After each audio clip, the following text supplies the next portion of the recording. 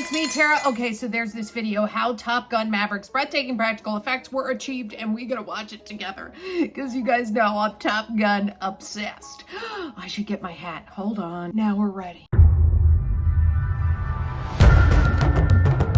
In an age where computer-generated special effects reign supreme in cinema, Top Gun Maverick is a Mach 10 breath of fresh air. The lengths Tom Cruise and co have gone to in order to deliver as realistic aerial sequences as possible are unprecedented, and borderline unimaginable to execute practically through a camera lens. For director Joe Kosinski though, there was never really another option. I think when you see the film, you really feel what it's like to be a Top Gun pilot. You can't fake that. You can't fake the G-forces, you can't fake the vibration, you can't fake what it looks like to be in one of these fighter jets. We wanted to capture every bit of that, and shooting it for real allowed us to do that.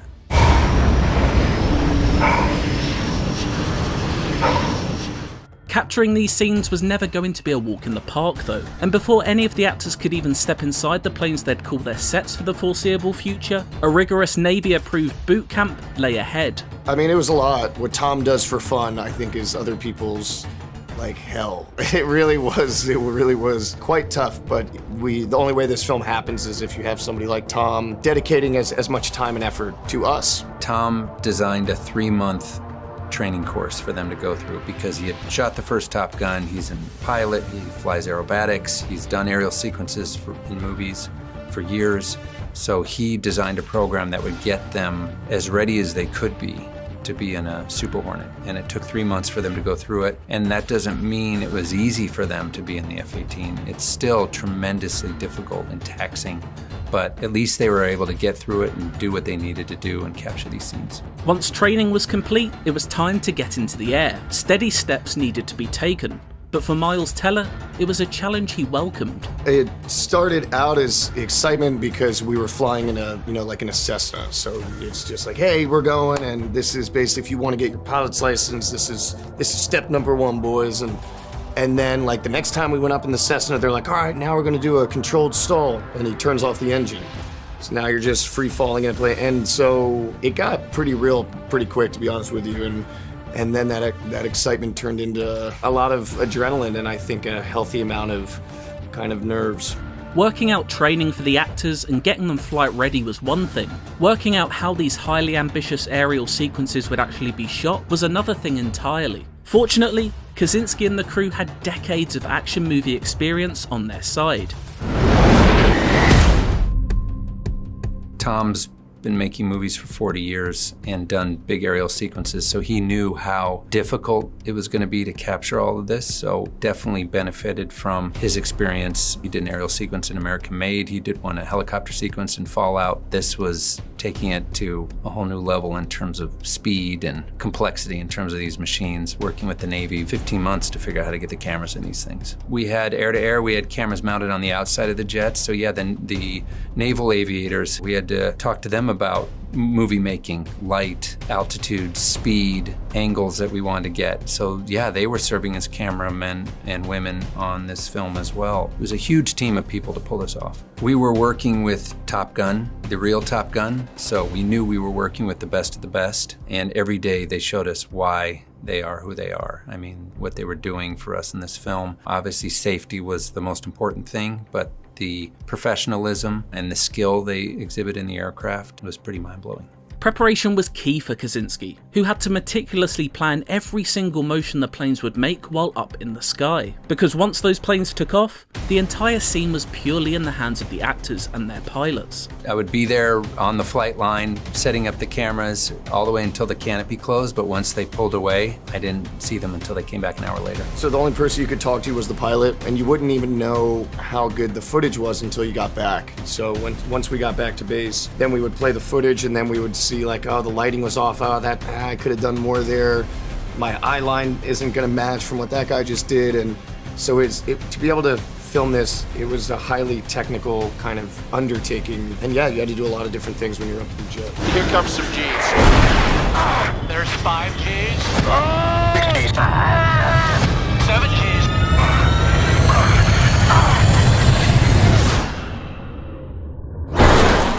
I mean, the biggest challenge is not being there. you know, to give feedback, obviously. So you're putting a lot of responsibility and trust in our cast, but they're incredible people. You're starting the camera, you're stopping the camera. There was also something you could do accidentally where you would erase all the footage that you had just done, which I did one time, and so I was the guinea pig for that. Then people learned, like, okay, if you start it, you really need to wait 5 seconds, let the red light come on, whatever, then you're good. Every detail was worked out ahead of time, but ultimately when they're up there, it's up to them to turn the camera on and play the scene. So that was a unique way of directing the film for those particular scenes, but it's the only way to capture what we were able to get. And what was captured translates incredibly onto the screen. This is no more obvious than in the film's exhilarating third act, which provides some of the most memorable action movie moments in recent memory. For me, the third act was an opportunity to take the Top Gun aesthetic and flip it on its head. You know, we're used to this certain palette and look for these Top Gun sequences, but to put it in that environment with 4 jets on a real Navy low-level course, which was shot in the Cascade Mountains of Washington, that week was some of the, I think, the most spectacular footage and some of the most intense flying we did on the film. I mean, the mountains are less than 100 feet off each wingtip, and you are moving so fast, and there's some cloud cover sometimes, and you're in the back seat, so you can't necessarily see what's going on. There are times when the action feels so real in the cockpit that it appears as if the cast are genuinely reacting to the scenario they find themselves in as much as they are acting. This is highlighted in one of the film's most challenging aerial maneuvers. For these pilots, when they go over a mountain peak, they don't go over like this. As soon as they get to the top, they go inverted and then go down there, and then they flip back over. And there's 1 or 2 times doing that where I came out of my seat and I actually it's in the movie actually, I hit my head on the canopy and I thought it was an unusable take, but those are oftentimes the ones you end up using. His straps should have been tighter, but it looks so great to see him drop out of his straps, we left that in the film. Even the scene where Dark Star flies over Ed Harris, it destroyed the set. You watch, it rips the roof off the guard shack. That was not planned. That was a one-take thing where we destroyed the set, and that's the only shot we got, and that's in the movie. It's this level of realism that the filmmakers could only have dreamt of when originally planning how these practical shots would come together. The amount of training and preparation pays off on the big screen though, something that became quickly obvious early on during the shoot. I mean, honestly, when we would get back and watch the footage, you know, especially the runs that Tom was doing in this, because Maverick he's doing some runs that are just more intense. And so whenever we would watch footage of anybody who grabbed a really great run, we were starting to get a sense of what the big experience was going to be like. There's one moment we were shooting out in the salt flats on one of the military ranges doing the low-level flyovers, and I was sitting there with the camera and the jet came over my head, like 15 feet over my head, and did a pull-up, and as it did a double spiral of dust. All right, 3, 2, 1.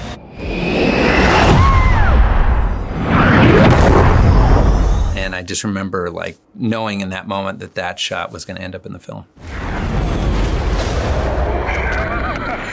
There's no doubt that the unprecedented extent that Kosinski and the team have gone to film Maverick in the most realistic way possible results in a spectacle to behold. For a director whose career started in the world of CGI, with the iconic Gears of War Mad World advertisement of 2006, and then moved into feature films with Tron Legacy and Oblivion, it was certainly a new experience, but not one that means he's ready to leave the world of CG behind just yet. It's a tool in the toolbox. There's certain things that you just need it for, and there's certain worlds and certain stories that require it, but for me, capturing things in camera, mostly in camera, is the most fun. And, you know, having fun making films is why I do it. Fun is exactly what Top Gun Maverick is, a summer blockbuster that hits all of the notes you'd want, but is taken to the next level thanks to action that feels so real it threatens to burst out of the screen. The mission may well have been a long, daunting and difficult one, but has been executed with all the precision you'd expect from Top Gun's finest. That was awesome.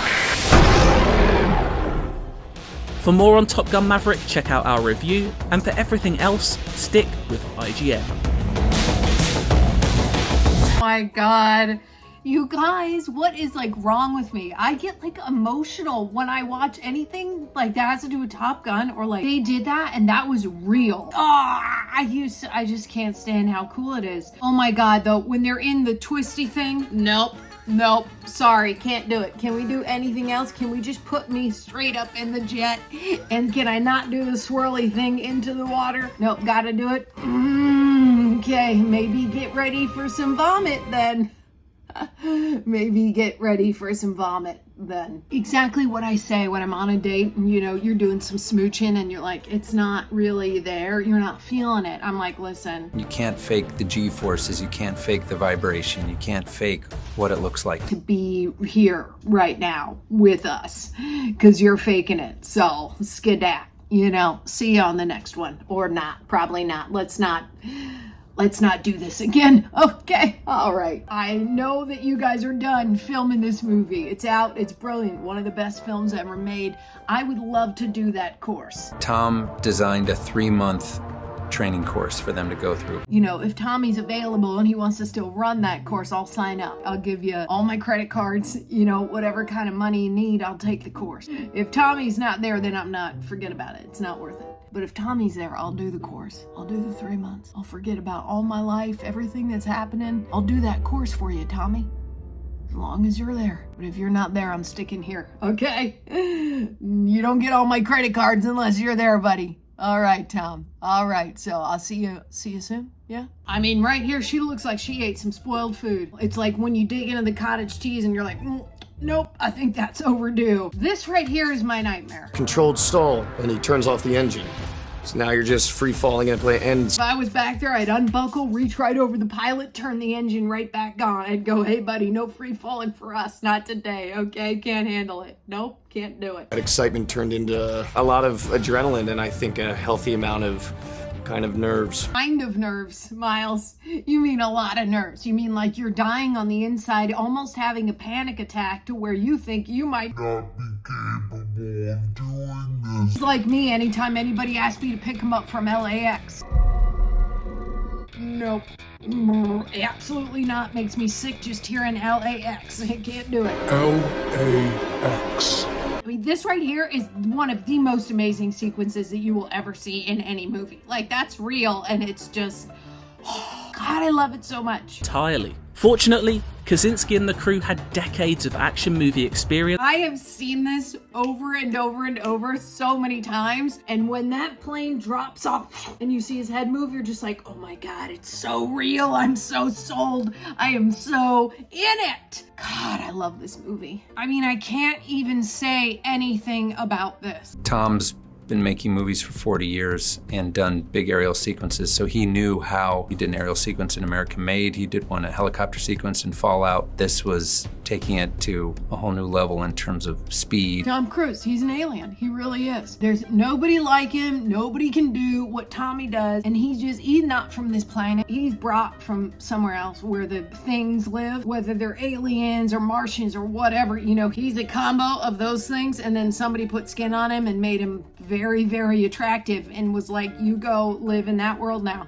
Okay, you're the only one of us who looks like a real person. So just make a good name for us. But don't tell him that you're an alien/Martian. And he is doing pretty good. Got my panties moving, I'll tell you that much.